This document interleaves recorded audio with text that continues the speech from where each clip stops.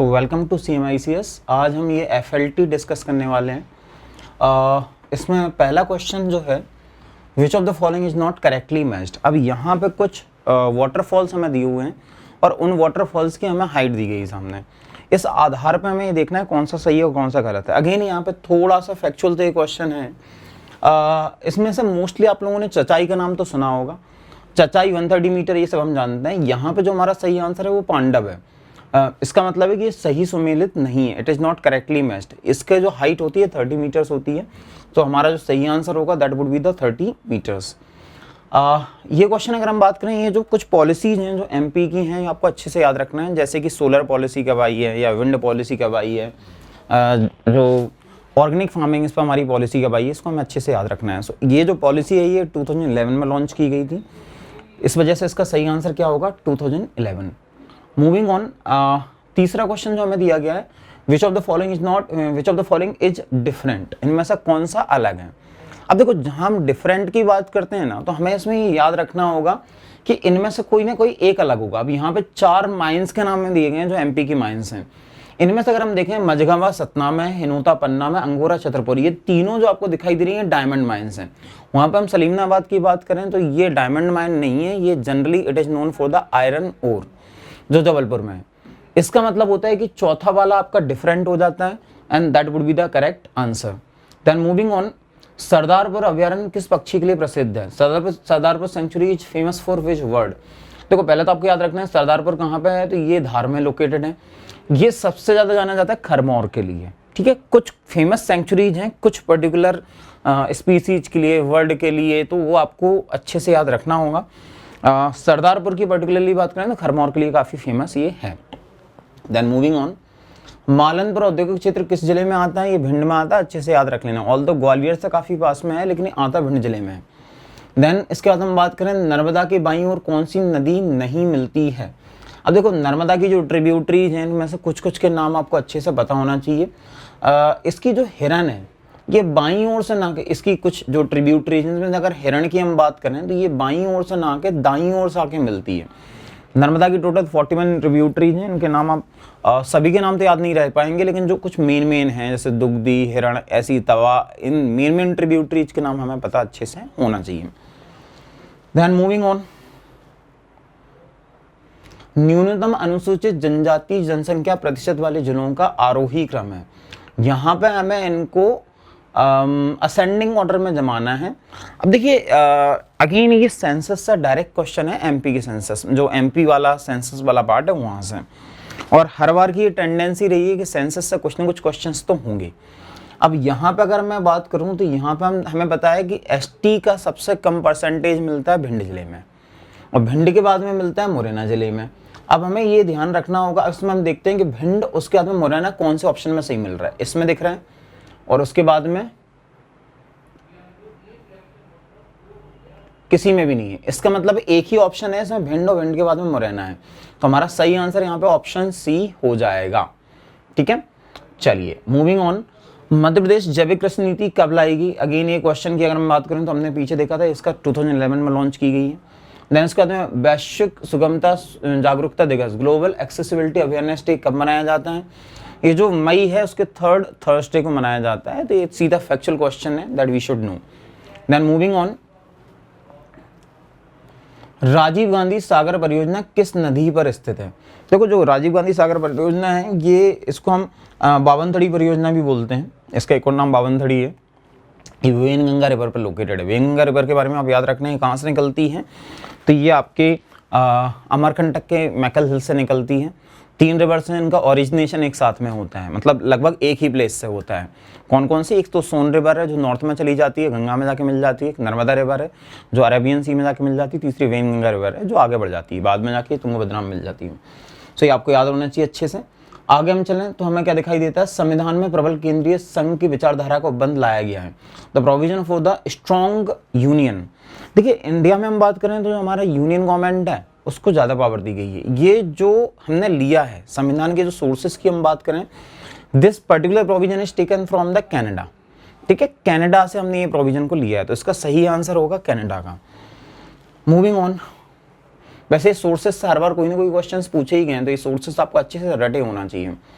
निम्नलिखित में से किसने भारतीय संविधान को, ये सेमी फेडरल थोड़ा टाइपिंग मिस्टेक है, क्वाजी फेडरल बोला जाता है, इसका एग्जैक्ट वर्ड क्वाजी फेडरल है। तो किसने क्वाजी फेडरल बोला था, तो एक केसी वेयर थे, केसी वेयर ने इसको क्वाजी फेडरल बोला है।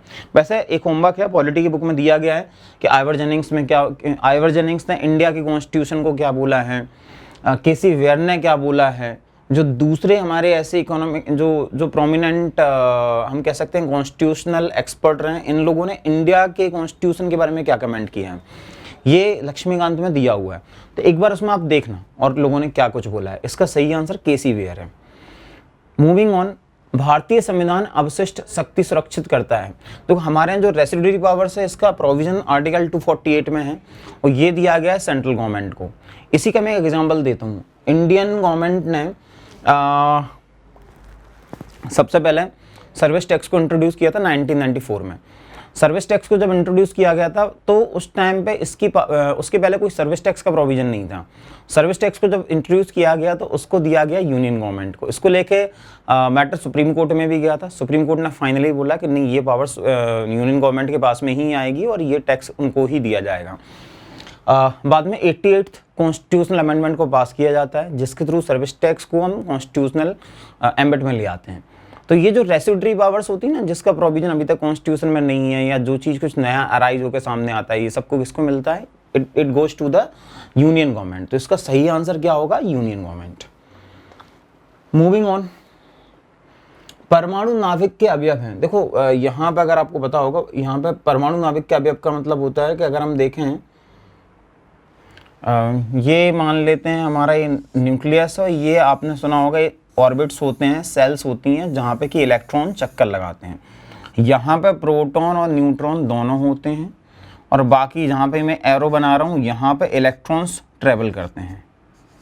ठीक है, तो अगर हम न्यूक्लियस की बात करें तो यहाँ पे दो चीज़ें होती हैं, that is the proton and neutron. Electron इसका पार्ट नहीं होते, न्यूक्लियस का पार्ट नहीं होते electron.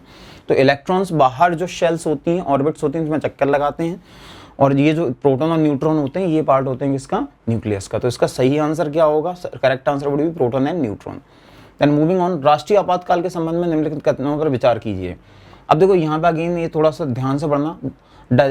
Declaration of the national emergency can apply to whole country, only part of it. बिल्कुल, आर्टिकल 352 से रिलेटेड एक क्वेश्चन है। 352 को या तो पूरी कंट्री में लागू किया जा सकता है या किसी पर्टिकुलर पार्ट में भी लागू किया जा सकता है। तो ये सही स्टेटमेंट है। दूसरा, national emergency can be declared only after getting the written recommendation from the cabinet. ये भी सही है। 44th कॉन्स्टिट्यूशनल अमेंडमेंट में 44th जो सीए लाया गया था उसमें 1978 में, उसमें प्रोविजन डाला गया है कि नेशनल इमरजेंसी सिर्फ तब डिक्लेयर हो सकती है जबकि रिटर्न रिकमेंडेशन मिले from the cabinet.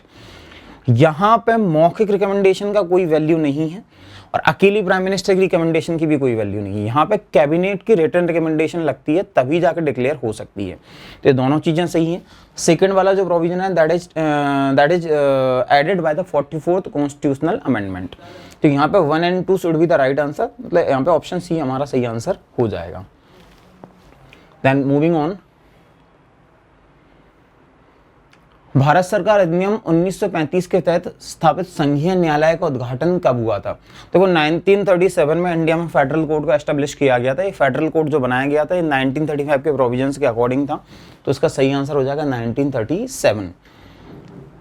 Moving on, Bharat शासन अधिनियम 1919 को कब लागू किया गया था? ये 1921 में लागू हुआ था। इसके ईयर्स थोड़े से याद रखना, ठीक है। गवर्नमेंट ऑफ इंडिया एक्ट को 1921 के बाद में लागू किया गया था। देन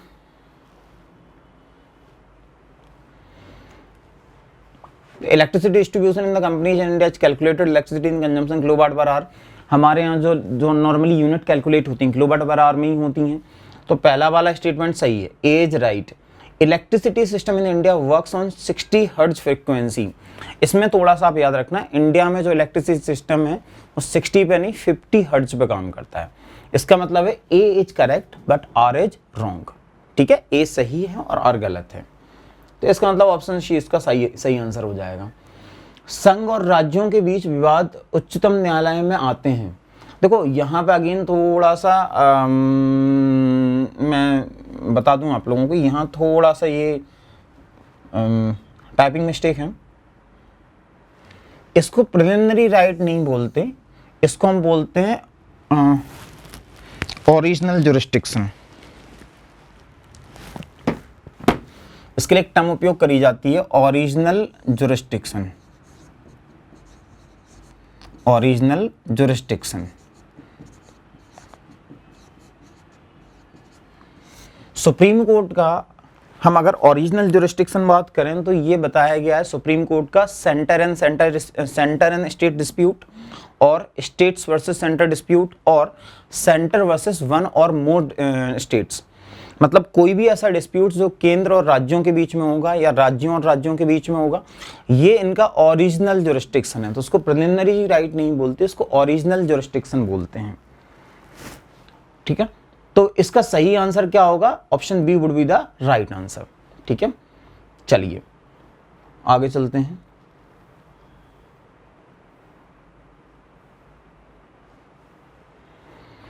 भारत में संघ राज्य क्षेत्रों का प्रशासन कौन करता है? हमारे यहाँ जो संघ राज्य क्षेत्र होते हैं ये प्रेसिडेंट के अंडर आते हैं, उनका प्रशासन भी जो प्रेसिडेंट जिनको भी अपने रिप्रेजेंटेटिव के तौर पर अपॉइंट करते हैं, चाहे वो लेफ्टिनेंट गवर्नर हो या एडमिनिस्ट्रेटर हो, जिनको भी अपॉइंट करें, बट ओरिजिनल जुरिस्डिक्शन किसका है? प्रेसिडेंट का। तो सही आंसर इसका क्या हो जाएगा? राष्ट्रपति। देन मध्य प्रदेश में न्यायिक प्रशिक्षण अकादमी कहाँ पे? देखो एक चीज थोड़ा सा ट्रिक हो सकती है आप लोगों के लिए याद करने का, जितने भी रेवेन्यू रिलेटेड चीजें हैं एमपी में उनके हेडक्वार्टर्स हैं ग्वालियर में। जितने फाइनेंशियल हैं, जैसे कि फाइनेंशियल आपने सुना होगा एमपीएफसी का, मध्य प्रदेश फाइनेंशियल कॉर्पोरेशन इंदौर में है, तो उनके इंदौर में है। जितने भी जुडिशियल हैं एमपी में, उनके हेडक्वार्टर्स आपको जबलपुर में दिखाई देंगे, और जो रिमेनिंग है वो भोपाल में दिखाई देंगे। ये थोड़ा सा ट्रिक हो सकती है याद करने के लिए। तो यहाँ क्या पूछा है? न्यायिक प्रशिक्षण अकादमी, तो कहाँ है इसका? तो इसका सही आंसर जबलपुर है।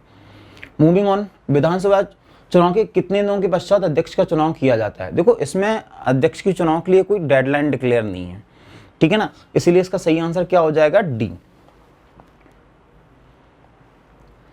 अन्य निर्वाचन आयुक्तों की स्थिति में निर्वाचन आयोग की अध्यक्षता मुख्य आयुक्त करेगा, यह प्रावधान किस अनुच्छेद में है? In the case of the other election commissioner, the chief election commissioner will preside over the election commission in which article?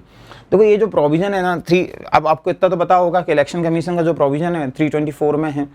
इसमें 324(3) में ये बोला गया है कि अगर एक से ज़्यादा इलेक्शन कमिश्नर्स होंगे तो चीफ इलेक्शन कमिश्नर इसको प्रिसाइड करेगा, मतलब वो उसके चेयरमैन होंगे, जिसका सही आंसर हो जाएगा 324(3).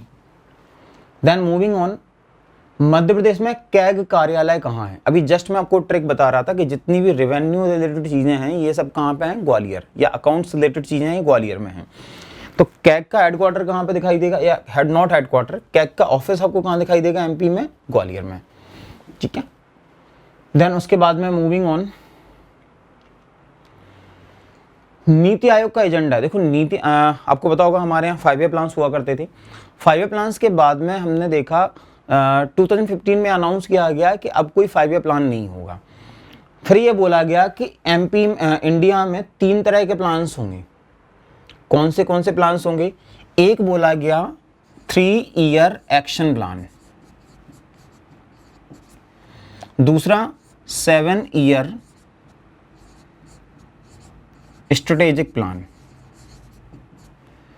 और 15 ईयर विजन प्लान। ये 3 तरह के प्लान्स को लॉन्च करने की बात नीति आयोग ने की, इनफैक्ट लॉन्च किए। तो कौन कौन से हैं? 3 year action plan, 7 year strategic plan, 15 year vision plan. अब यहाँ पे हम देखते हैं उन्होंने पूछा हुआ है, तो हमारा सही आंसर क्या हो जाएगा यहाँ पे? Option B. तो option B is the right answer. ठीक है, मूविंग ऑन, नीति आयोग द्वारा समग्र जल प्रबंधन सूचकांक composite water management index is launched.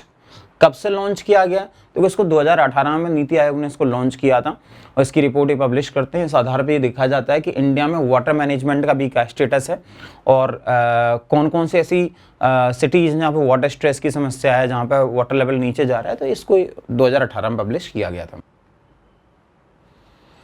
तो नेक्स्ट क्वेश्चन है, राष्ट्रीय बाल अधिकार संरक्षण आयोग के अध्यक्ष की नियुक्ति के लिए चयन समिति की अध्यक्षता कौन करता है? देखो ये जो बाल संरक्षण आयोग है, इसकी जो समिति बनाई जाती है, इसकी अध्यक्षता करते हैं महिला एवं बाल विकास मंत्री, WCD मिनिस्टर जो होते हैं इसकी अध्यक्षता करते हैं।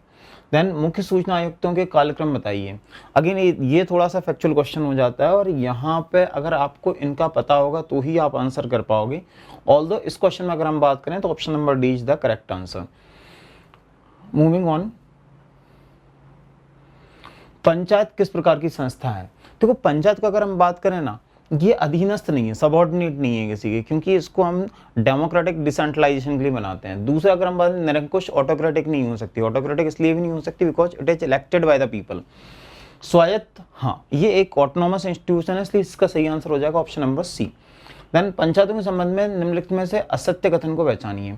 ठीक है, हमें इसमें रॉन्ग आंसर इसमें देखना है कि कौन सा इसमें है रॉन्ग। इसका वर्णन 243 ओ में है। निर्वाचन क्षेत्रों के आवंटन सभी, देखो यहाँ पे अगर हम कोर्ट की बात करें ना, क्वेश्चन ये पूछा है उन्होंने कि पंचायतों के संबंध में न्यायालयों के अधिकार संबंधी क्षेत्र बताइए। अब न्यायालयों की बात करें तो जो निर्वाचन क्षेत्र का आवंटन होता है वो इनका जुरिस्डिक्शन नहीं है। कौन सी कॉन्स्टिट्यूएंसी होगी, कौन सा क्षेत्र किस उसमें कॉन्स्टिट्यूएंसी में शामिल होगा, किस पंचायत में होगा, किस अर्बन लोकल बॉडी में होगा, ये सब काम होता है स्टेट इलेक्शन कमीशन का, ना कि न्यायालयों का। इस हिसाब से हम देखें तो कोर्ट का यहाँ पे कोई जुरिस्डिक्शन नहीं होता। And correct answer would be option number B. Then moving on, Sandesh e पत्रिका का प्रकाशन निम्न में से किस संस्थान के द्वारा किया जाता है? देखिए जो पत्रिका ये प्रकाशित की जाती है मध्य प्रदेश जनसंपर्क विभाग द्वारा। उसका सही आंसर हो जाएगा ऑप्शन नंबर बी। देन अब यहाँ पे 4 अधिवेशन दिए गए हैं कांग्रेस के स्टार्टिंग के, जो 4 अधिवेशन इनकी बात की गई है। इन चारों अधिवेशनों में हमें ये बताना है कि कहाँ कहाँ पे हुए थे। देखिए अगर हम इसकी बात करें, जो पहला अधिवेशन हुआ था वो हुआ था मुंबई में। अगर हम दूसरे अधिवेशन की बात करें तो हुआ था कोलकाता में। तीसरा हम बात करें हुआ था मद्रास में और चौथा हुआ था इलाहाबाद में। आपको ये भी याद रखना है कि इनमें से कौन कौन इसके चेयरमैन थे। अगर मैं बात करूं पहले अधिवेशन में तो चेयरमैन जो बनाए गए थे वो मिस्टर बनर्जी बनाए गए थे। ठीक है, दूसरे में अगर हम बात करें दादा भाई नौरोजी बनाए गए थे। तीसरे में बदरुद्दीन तैयब बनाए गए थे। चौथे में जॉर्ज यूले। तो ये देखा जाए तो 4 इनके जो पूरे अध्यक्ष रहे हैं कांग्रेस के, इनके अधिवेशन के टाइम पे इन चारों के नाम आपको पता होना चाहिए, पहले 4 अधिवेशन के। देन मूविंग ऑन, स्वतंत्रता पश्चात नेहरू लियाकत के समझौते के पश्चात किस नेता ने मंत्रिमंडल से इस्तीफा दे दिया था? इसका सही आंसर है श्यामा प्रसाद मुखर्जी। श्यामा प्रसाद मुखर्जी वैसे वहाँ कॉमर्स मिनिस्टर हुआ करते थे उनके टाइम पे। 1948 की जो इंडस्ट्रियल पॉलिसी बनाई गई थी उस टाइम पे श्यामा प्रसाद मुखर्जी ही मिनिस्टर थी। बाद में इन्होंने इससे इस्तीफा दे दिया था और उन्होंने जनसंघ की स्थापना की थी। जनसंघ के फाउंडर यही थे। जनसंघ को ही आज हम देखें तो वर्तमान भाजपा के रूप में हम जानते हैं। विनोबा भावे के भूदान आंदोलन में प्रथम सफलता किस राज्य से हुई? देखो विनोबा भावे ने जो भूदान आंदोलन चलाया था जिसमें जयप्रकाश नारायण की भी भूमिका थी। सबसे पहले से हम सफलता की बात करें तो आंध्र प्रदेश में मिली थी और आंध्र प्रदेश में इसमें काफ़ी ज़मीन को डोनेट करवाया गया था। देन अल हिलाल पत्रिका का प्रकाशन किसके द्वारा किया गया था? इसका सही आंसर है मौलाना अबुल कलाम आज़ाद। ये हमारे पहले एजुकेशन मिनिस्टर भी थे। बृहदीश्वर मंदिर के संबंध में निम्न कथन असत्य है। बृहदीश्वर मंदिर, इसको हम राजराजेश्वर मंदिर भी कहते हैं और ये तंजौर तमिलनाडु में स्थित है। ये काफ़ी फेमस टेम्पल्स हैं। अगर हम इसमें बात करें तो देखो इसमें हम देखें तो इसका नाम राजराजेश्वर था, ये सही है, ये भी सही है और ये ग्रेनाइट में भी सही है। इसका द्वितीय नहीं, राजराज फर्स्ट ने इसका निर्माण करवाया था, इसलिए इसका सही आंसर ऑप्शन नंबर डी हो जाएगा। राजराज 2 नहीं, राजराज फर्स्ट ने इसका निर्माण कराया था। देन मूविंग ऑन, हमें 4 किलों के नाम दिए गए हैं। पूछा गया कि इनमें से कौन सा किला अकबर के द्वारा बनाया गया था। ये चारों किले, चाहे आगरा के फोर्ट की बात करें, हम लाहौर की फोर्ट की बात करें, अगर हम अटक के फोर्ट की बात करें और इलाहाबाद फोर्ट की बात करें, इन चारों किले they are built by the Akbar. So correct answer for this question would be option number D, that is the all of the above. Raja Rammohan Roy को युगदूत किसने कहा था? राजा राममोहन रॉय को युगदूत कहा था सुभाष चंद्र बोस ने। सुभाष चंद्र बोस ने वैसे महात्मा गांधी को भी राष्ट्रपिता कहा था, तो इसका सही आंसर हो जाएगा ऑप्शन नंबर ए। वैसे राजा राममोहन राय कोई राजा नहीं थे, इनको जो राजा की उपाधि थी अकबर 2 ने दी थी। ये क्वेश्चन भी पूछा गया है, अकबर 2 ने इनको राजा की उपाधि दी थी। ठीक है, जब इतने दूत के रूप में इनको लंदन भेजा था तब। देन डोल ड्रम इनमें से किन अक्षांशों के बीच में होता है? देखो डोल ड्रम, अगर आपने प्रेशर बेल्ट्स पढ़े होंगे ज्योग्राफी में तो आपको पता होगा डोल ड्रम कौन सा रीजन होता है। अगर मैं इसको अर्थ समझ लूँ तो ये जो रीजन है, मान लेते हैं ये 0 डिग्री इक्वेटर है, ये 0 डिग्री है और ये जो रीजन होता है ये 5 डिग्री से 5 डिग्री के बीच में, मतलब 5 डिग्री नॉर्थ से 5 डिग्री साउथ के बीच में जो रीजन होता है इसको हम डोल ड्रम बोलते हैं। इसको डोल ड्रम इसलिए बोला जाता है, इस रीजन में हॉरिजॉन्टल करंट्स नहीं होते और हॉरिजॉन्टल करंट ना होने की वजह से पुश नहीं मिल पाता। जो एंशियंट टाइम में सेलर्स होते थे जो हवा की गति से चलते थे, इस रीजन में आने के बाद पर्टिकुलरली उन्हें हवा का प्रवाह नहीं मिल पाता था, पुश नहीं मिल पाता था, इस वजह से उनकी नाव आगे नहीं बढ़ पाती थी। And that is why this region was termed as doldrum. तो इस रीजन को हम डोल्ट्रम के रूप में जानते हैं। Correct answer is option number D. Then moving on, ऋतुओं के परिवर्तन का क्या कारण है? देखो अगर हम बात करें दिन और रात क्यों होते हैं, तो ये होते हैं अर्थ के रोटेशन की वजह से। जो अर्थ अपने एक्सिस पर डेली रोटेट करती है, इसमें लगभग 24 घंटे देती है। और दूसरा होता है रिवॉल्यूशन। रिवॉल्यूशन जो सन के अराउंड रिवॉल्व करती है। सन के अराउंड रिवॉल्व होने में हमें लगते हैं 365 दिन, मतलब अर्थ को लगते हैं 365 दिन। और यही कारण है ये ऋतुओं के परिवर्तन का। तो इसमें अगर हम देखें तो हमें यहाँ पर अर्थ के रिवॉल्यूशन की बात करनी होगी। अब देखो earth revolution and inclination on the axis, ये हमारा सही आंसर होगा option number C. Then moving on, ये 4 रेंजेस के नाम हमें बताए गए हैं। देखो ये चारों रेंजेस के नाम आप अच्छे से याद रखना।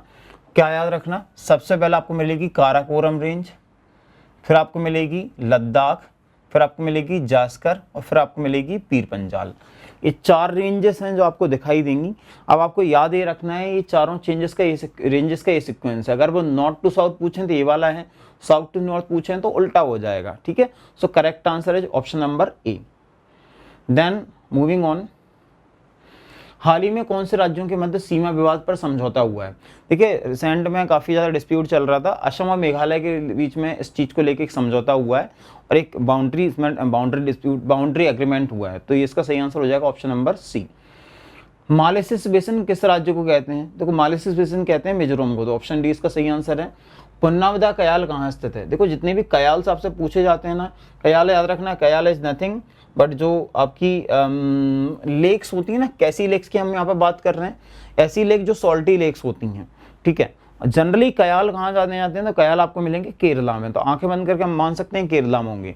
तो केरल इसका केरल इसका सही आंसर होगा। आपने और भी कई सारे कयाल्स के नाम सुने होंगे, जैसे अष्टमुदी का आपने नाम सुना होगा। यहाँ पर नौका रेस भी होती है, इसके लिए भी इसको जाना जाता है। देन मूविंग ऑन, भारत में से निम्नलिखित में से किस प्रकार का वन सर्वाधिक बृहद भाग में पाया जाता है? देखो अगर हम बात करें इंडिया में तो जो उष्णकटिबंधीय आर्द्र पर्णपाती वन होते हैं, ट्रॉपिकल मॉइस्ट डेसिडुअस फॉरेस्ट होते हैं, इनका परसेंटेज सबसे ज्यादा होता है। तो इसका सही आंसर हो जाएगा option number C. Then moving on, निम्नलिखित नदियों पर विचार कीजिए। हमें 3 नदियां दी गई हैं और ये पूछा गया है कि अरुणाचल से कौन सी होकर बहती है। देखो ये जैसे तीनों ब्रह्मपुत्र की सहायक नदियां, they are the tributaries of the Brahmaputra. अगर आप यहाँ पे हम बात करें, इस पर्टिकुलर क्वेश्चन में बात करें तो बराक, अगर बराक की देखें तो बराक अकेली ऐसी रिवर है जो मणिपुर मिजोरम इनमें बहती है। बाकी ये दोनों रिवर्स जो हैं ये अरुणाचल में है। इसका मतलब होता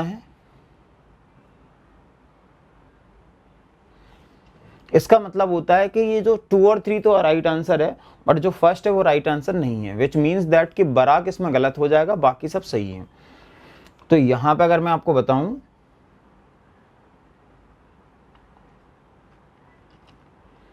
बराक इज रॉन्ग, 2 और 3 करेक्ट है। तो 2 और 3 जहां पे होगा अपना सही हो जाएगा। तो option number B would be the right answer. Then moving on, बिना अनुमति के सिस्टम में कमजोरियों की तलाश किन हैकरों के द्वारा की जाती है? अब देखो अलग अलग टाइप के हैकर्स होते हैं। एक आपने सुना होगा व्हाइट हैट, ग्रीन हैट। इसमें जो एक्चुअल हैकर हैं वो होते हैं ए, जो बिना अनुमति के किसी सिस्टम में कमजोरियों को तलाशते हैं। ये ऑप्शन नंबर ए इसका सही आंसर होगा। जीरोथ नियम किससे संबंधित है? देखो जीरोथ नियम एक नियम होता है रोबोटिक्स में। रोबोटिक्स में ये प्रिंसिपल बोलता है कि रोबोटिक्स का उपयोग उन कार्यों के लिए नहीं किया जाएगा जिससे ह्यूमन लॉस हो सकता है। जैसे रोबोटिक्स का उपयोग एज अ मिलिट्री पर्सन नहीं किया जा सकता, सोल्जर के रूप में नहीं किया जा सकता। क्यों? क्योंकि ये तो अपने आप एक ऐसी रेस को पैदा कर देगा कि हम बहुत सारे रोबोट उसको रख लें लड़ने के लिए। तो ये जीरोथ नियम यही बोलता है कि ऐसे कार्यों के लिए रोबोटिक्स का उपयोग नहीं होगा जिनमें ह्यूमन को हार्म हो सकता है। आगे, जिला सुशासन इंडेक्स किस राज्य केंद्र के प्रशासित राज्य में जारी किया गया? ठीक है, जिला सुशासन इंडेक्स जारी किया गया है जम्मू कश्मीर में, तो इसको आप याद रखना। देन मोबाइल फोन में प्रयुक्त सीडीएमए प्रौद्योगिकी है। देखो सीडीएमए को बोलते हैं कोड डिवीजन मल्टीपल एक्सेस। एक और आपने सुना होगा टीडीएमए को बोलते हैं टाइम डिवीजन मल्टीपल एक्सेस। इसका सही आंसर होगा सीडीएमए का code division multiple access. Next है रेडिफ मेल। जितनी भी मेलिंग कंपनीज है ना, उसमें एक मेजर मेल कंपनी है जो इंडिया से थी, वो थी रेडिफ। ठीक है, इसके जो फाउंडर थे उनका नाम था इसके जो फाउंडर थे उनका नाम था अजीत बालाकृष्णन, इसका हेडक्वार्टर था मुंबई में, तो उसका सही आंसर हो जाएगा option number C. E commerce के संबंध में असत्य कथन है। अब ई कॉमर्स की अगर हम बात करें, इसमें से कौन सा असत्य कथन है? 24/7 availability, reduction the paper work, increase in the productivity, help in the reducing pollution. Pollution को रिड्यूस करने में कोई इसकी हेल्प नहीं है, तो डी इसका गलत आंसर हो जाएगा, तो मतलब डी हमारे लिए आंसर हो जाएगा। लक्ष्मी नामक रोबोट किस राज्य की बैंक में उपयोग हुआ था? देखो जो लक्ष्मी नाम से रोबोट था, इसको उपयोग किया गया था तमिलनाडु की बैंक में, ठीक है, तो इसके लिए इसका सही आंसर हो जाएगा ऑप्शन नंबर ए। 2016 में इसको सबसे पहले उपयोग किया गया था, वहाँ की जो सिटी यूनियन बैंक है उसमें इसका उपयोग किया था। देन एसएमपीएस वैसे भी लास्ट ईयर क्वेश्चन में पूछा गया। एसएमपीएस का मतलब होता है स्विच्ड मोड पावर सप्लाई, ठीक है, एसएमपीएस का मतलब ये इसका फुल फॉर्म होता है। देन मूविंग ऑन, हाल ही में किस राष्ट्रीय उद्यान में आग की घटना देखी गई? जो सरिस्का नेशनल पार्क है, सरिस्का नेशनल पार्क कहाँ पे है? ये राजस्थान में है। यहाँ पे रिसेंट में आग लग गई थी, इस वजह से इसका नाम चर्चा में था। देन ऋषिकुल्या रिवर कहाँ पे प्रवाहित होती है? देखो ये उड़ीसा में प्रवाहित होती है, जाके सीधी मिल जाती है बे ऑफ बंगाल में। इस रिवर की अगर हम बात करें तो यहाँ पे ये 165 किलोमीटर लगभग लॉन्ग रिवर है और ये सीधी जाके बे ऑफ बंगाल में मिल जाती है। देन ये यहाँ पे 4 मेजर इवेंट दी गई हैं, इन चारों के बारे में आप सबने सुना होगा और सामने उनकी करेस्पॉन्डिंग ईयर है, तो मैं नहीं समझता इसमें कुछ बताने वाली बात है, ये सब आप लोगों को पता होती हैं, बेसिक इवेंट्स हैं जो हमारे इंडियन नेशनल मूवमेंट में हम पढ़ते हैं। Then moving on, IAF world under 20 athletics championship में गोल्ड मेडल जीतने वाली प्रथम महिला कौन है? देखो यहाँ पे हम बात करें तो 400 मीटर में जो हिमा दास है, इन्होंने सबसे पहले इसमें गोल्ड मेडल जीता था। आई थिंक ये 2016 में इन्होंने ये जीता था, तो इनका नाम आप याद रखना कि हिमा दास है इसमें सबसे पहले जीतने वाली, पीटी उषा नहीं है, हिमा दास है ये। द मिडवे बैटल किसकी पुस्तक है? ये गौतम चिंतामणि की पुस्तक है मिडवे बैटल। देन आगे चलते हैं, पुष्कर महोत्सव कहाँ मनाया जाता है? देखिए पुष्कर, एक तो पुष्कर मेला होता है, एक पुष्कर महोत्सव है। पुष्कर मेला की अगर हम बात करें तो ये राजस्थान में है, वो अलग है। ये पुष्कर महोत्सव की बात हो रही है। पुष्कर महोत्सव मनाया जाता है in the state of Jammu and Kashmir, Jammu Kashmir राज्य में ये मनाया जाता है, इसका सही आंसर हो जाएगा option number B. Then Losang महोत्सव कहाँ मनाया गया? लोसांग उत्सव मनाया जाता है सिक्किम में। सिक्किम की जो भूटिया ट्राइब है ना, वो लोसांग उत्सव को मनाते हैं। भूटिया आपने सुना होगा, जैसे कि बाईचुंग भूटिया आपने सुना होगा फुटबॉल में, तो जो भूटिया है उसके लिए जाने जाते हैं। तब इसमें अगर हम बात करें तो भूटिया ट्राइब मनाती है लोसांग उत्सव, तो इसका सही आंसर है सिक्किम। कांचीपुरम कैलाश मंदिर का निर्माण किसने करवाया था? देखो कांचीपुरम कैलाश मंदिर का निर्माण करवाया था नरसिंह वर्मन टू ने, तो इसका सही आंसर हो जाएगा ऑप्शन नंबर ए। ठीक है, मैं आपको पहले भी बोल चुका हूँ, जो साउथ के टेम्पल्स हैं इनके बारे में अच्छे से देख लेना आप, चाहे कांचीपुरम के टेम्पल्स हो, चाहे बृहदीश्वर हो, जितने भी टेम्पल्स हैं साउथ वाले, इनको अच्छे से आप देख लेना है, यहाँ से क्वेश्चंस पूछे गए हैं। देन मूविंग ऑन, हॉकी में पहला गोल्ड मेडल दिलाने वाला कैप्टन कौन था? देखो हॉकी में सबसे पहला गोल्ड मेडल हमने जीता था इन द ईयर 1928। उस टाइम पे जो कैप्टन थे जयपाल सिंह मुंडा थे, ये याद रखना, गलती से भी इसमें आप ध्यानचंद मत लगा देना, ठीक है। नीचे एक्सप्लेनेशन में दिया गया है कि कब कौन कैप्टन थे, तो ये एक बार आप पढ़ लेना। Madhya Pradesh water sports academy कहाँ पे स्थित है? इसका सही आंसर है भोपाल में, ये अकेडमी लोकेटेड है इन द भोपाल। प्रच्छन्न बेरोजगारी से आपका क्या मतलब है? प्रच्छन्न बेरोजगारी को अगर हम इंग्लिश में बोलें, इसको बोलते हैं डिसगाइज्ड अनएम्प्लॉयमेंट। इसका मतलब क्या होता है? इसका मतलब होता है ऐसी बेरोजगारी जहां पे marginal productivity of the labour is zero, जो लेबर की मार्जिनल प्रोडक्टिविटी होती है वो जीरो होती है। इसका मतलब है कि उस लेबर के उतने पर्टिकुलर लेबर के होने ना होने से प्रोडक्शन पर कोई इंपैक्ट नहीं होता है, that is known as disguised unemployment. अगर आप इसमें हम बात करें तो इसमें इसका सही आंसर क्या होगा? इसमें option number C, marginal productivity of the labour is the zero, तो इसका सी इसका सही आंसर हो जाएगा। नेक्स्ट, 2020-21 में भारत में कितना एफडीआई आया है? देखो ये इंडिया में $81 बिलियन एफडीआई आया था, ये भी अपने आप में रिकॉर्ड था, जो सबसे ज़्यादा एफडीआई हमने रिसीव किया था, और इस ईयर में सबसे ज़्यादा एफडीआई रिसीव करने वाला कंट्री भी इंडिया बना था, तो इसका सही आंसर हो जाएगा ऑप्शन नंबर ए। ये रोड ऐप जो स्कीम है, ये एक्चुअल में गवर्नमेंट ने रिसेंट में लॉन्च की है, ये इसके लिए लॉन्च की है जिससे हम मर्केंडाइज एक्सपोर्ट को प्रमोट कर सकें, तो इसका सही आंसर हो जाएगा एक्सपोर्ट के लिए इस स्कीम को लाया गया, तो ऑप्शन नंबर ए इसका सही आंसर हो जाएगा। सेबी की चेयरमैन बनाएंगे माधुरी पुच, करंट का क्वेश्चन है, माधुरी पुरी को इसको बनाया गया है, अजय त्यागी को रिप्लेस किया है इन्होंने, तो सही आंसर हो जाएगा option number D. Next, Pattachitra के विषय में निम्नलिखित में ऐसा कौन सा कथन सही है? तो पट्टचित्र क्या होता है? ये उड़ीसा की चित्रकला शैली है, ठीक है, तो इसका ऑप्शन नंबर डी सही आंसर हो जाएगा। सबसे अधिक स्थिर परिस्थिति तंत्र कौन सा माना जाता है? देखो जो मरीन इकोसिस्टम होता है ना, उसको सबसे ज्यादा स्टेबल माना जाता है। वैसे भी देखें तो पृथ्वी की 70% मरीन इकोसिस्टम ही है, तो उस हिसाब से देखें तो ये सबसे ज्यादा स्टेबल भी माना जाता है, तो उसका सही आंसर हो जाएगा option number C. Then moving on, देखो ये जो पारिस्थितिक संक्रमण अवधारणा का सर्वप्रथम प्रयोग किया गया था? सर्वप्रथम जो इस अवधारणा का प्रयोग किया था वो वेनेट द्वारा किया गया था, तो ऑप्शन नंबर बी इसका सही आंसर हो जाएगा। अब अगला क्वेश्चन आपसे पूछा गया है कि इनमें से कौन सी क्रियाएं ऐसी हैं, which of the following reactions add carbon dioxide to the earth carbon cycle?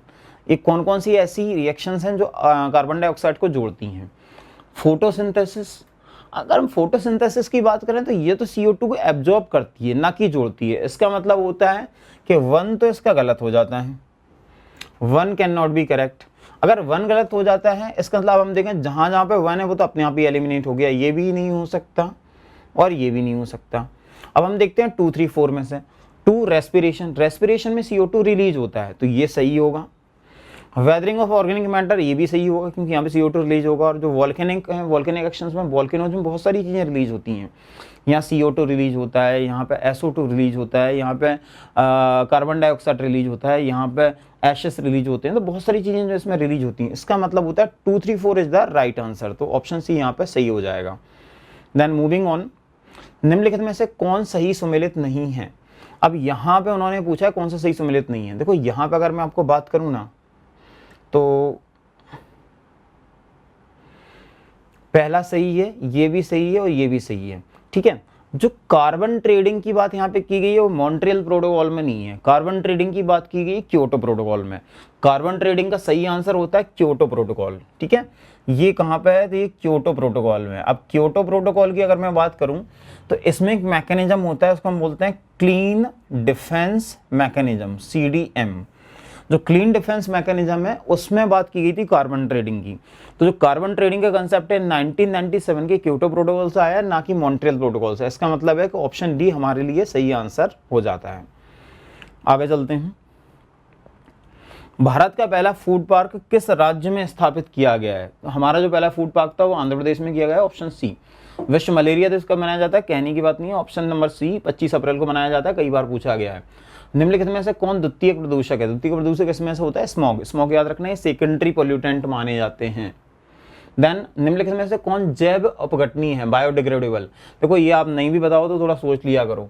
आप अभी कभी ट्रेवल करो फ्लाइट में या ट्रेन में तो आपको वहाँ पे बायोडिग्रेडेबल टॉयलेट्स मिलते हैं, वहाँ लिखा भी रहता है ये बायो टॉयलेट है। इसका मतलब ये होता है कि वहाँ पे जो सीवेज होगा उसको डिग्रेड करेगा, कौन करेगा? बैक्टीरिया, ठीक है। तो इसका सही आंसर क्या हो जाएगा? Option number A. देन आगे, अब अगेन आपको ये जो विभाग दिए गए हैं उनके सामने करस्पॉन्डिंग ऑप्शंस दिए गए हैं। देखो ये इसमें आपको पता होना चाहिए, अगर नहीं भी बताया तो थोड़ा सा यहाँ पर आपको गैस करना चालू करना होगा, उस आधार पर इन क्वेश्चंस के आंसर हम कर सकते हैं। देन मूविंग ऑन, रक्षा अंतरिक्ष एजेंसी की स्थापना कब की गई थी? इसको किया गया 2018 में। जो स्पेस एजेंसी इसको कब बनाया गया? तो 2018 में इसको बनाया गया, तो इसका सही आंसर हो जाएगा 2018।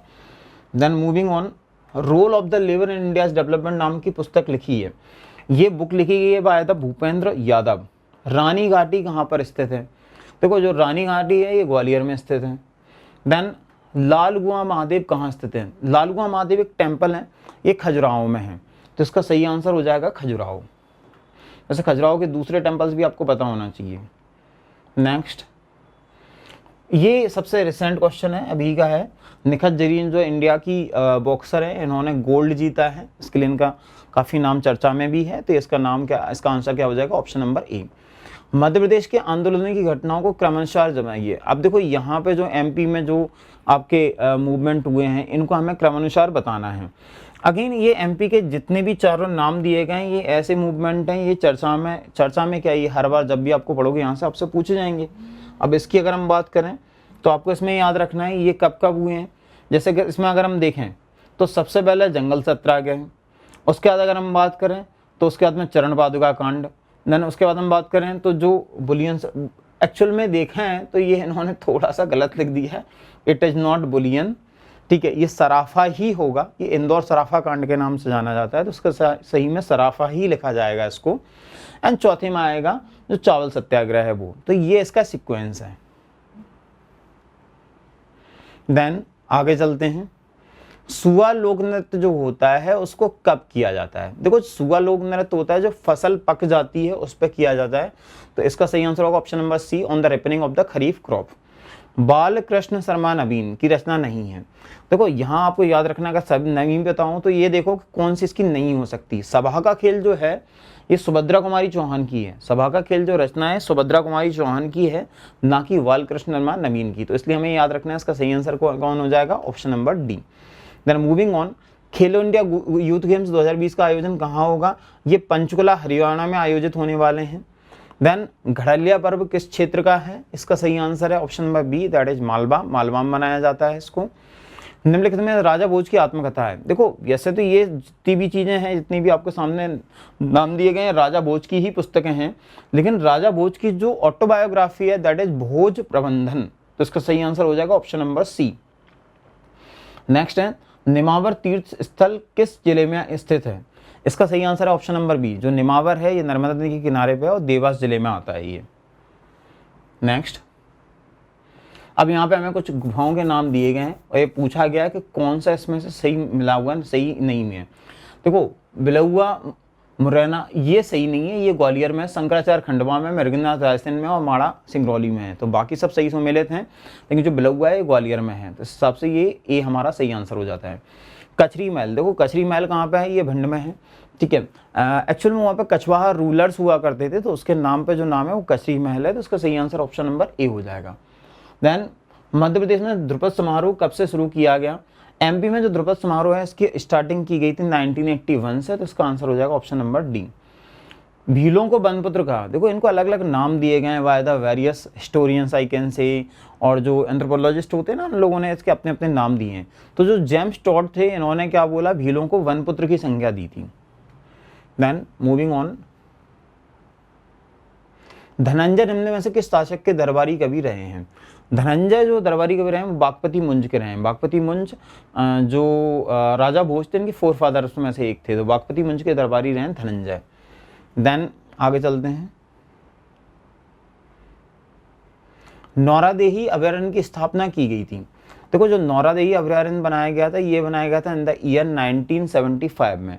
अब इतने भी आपको अभयारण्य वगैरह हैं, अभयारण्य स्पेशली कम से कम नेशनल पार्क्स का तो पता होना चाहिए आपको। नेशनल पार्क्स का ही पता होना चाहिए कि कौन सा नेशनल पार्क को कब बनाया गया, इसके बारे में बहुत अच्छे से आपको जानकारी होना चाहिए।